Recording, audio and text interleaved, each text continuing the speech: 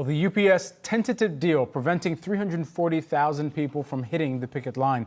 But it's been a busy summer of strikes. According to Bloomberg Law, 322,000 workers have gone on strike this year, including the Writers and Actors Associations and their unions. So we could see more as the UAW contract expires in September. Joining us now is Art Wheaton, who is the Director of Labor Relations at Cornell School of Industrial Labor Relations. Great to have you here with us today. Perhaps we could start with the deal that just got made between UPS and the Teamsters here. I would love to get your instant reaction to it and what this signals about the broader state of union negotiations. I think it's fantastic. I'm delighted that we don't have a disruption in service. I think that the Teamsters were able to win quite a bit at the collective bargaining table. But I also think UPS did a fine job as well. So the strike was averted. They have a few days left to go before the contract actually expires, and the process works.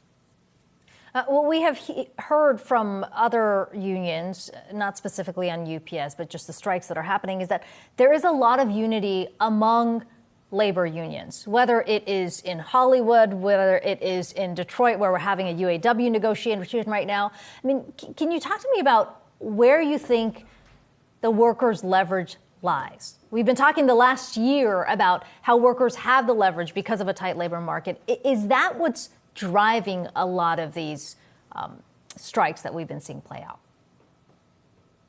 It's always a combination of different factors. Number one, you do have a tight labor market, so unemployment rates are lowest they've been in decades. You also had a history of high inflation, so everybody is looking at the bargaining table as a way to make up for all of the costs and the increased cost of living. So that's also a factor. You had, it's been a huge COVID and logistical nightmare for our supply chain for the last few years. And this is the first opportunity to negotiate a contract post-COVID emergency. So that's part of it. And you have very, very high positive union approval or the feelings about unions, the highest it's been since about 1965. So you have very high approval ratings. You have a president in the United States trying to claim he's the most union-friendly president ever. And unfortunately for us, depending on who the president is, can have an impact on the National Labor Relations Board and how things are managed. So currently we have a more union-friendly president, and that means the labor law tends to be a little bit more friendly towards the NLRB. All of those factors come into play. All right, I imagine the answer is different for every different union negotiation and as it plays out to the consumer related here. And I'm bringing that up because consumers might be thinking, okay, so who eats that cost? Is it me who's paying for a service, or is it the company that may have seen their profits be able to be buoyed or even balloon over years, or corporate executives that have seen their own kind of bottom line or compensation balloon over years between the negotiations of different contracts? You know, is it as simple as saying that the corporations need to eat more of this, or where the consumers should expect or can expect some of that cost for, you know, labor costs to be factored or sent through to them?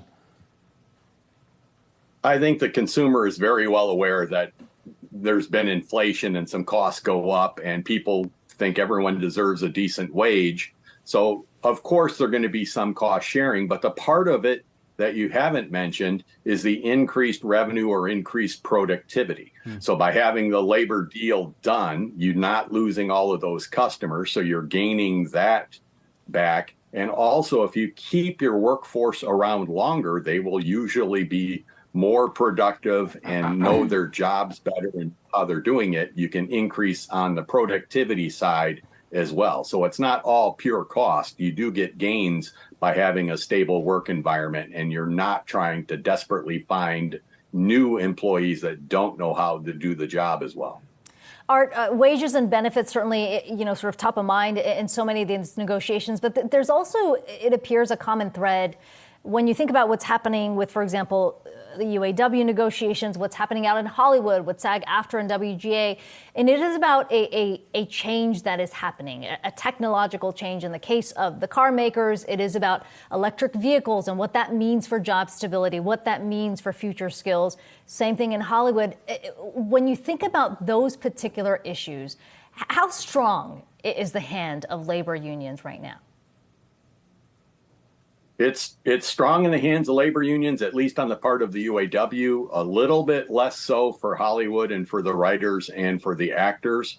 But technology has been an issue for generations. It's not a new phenomenon. The last time the actors went out on strike, it was also technology driven, and it was whether it was VHS tapes or trying to get those recordings, and you did have the cable programs doing it. So technology continues to be an issue for the auto industry.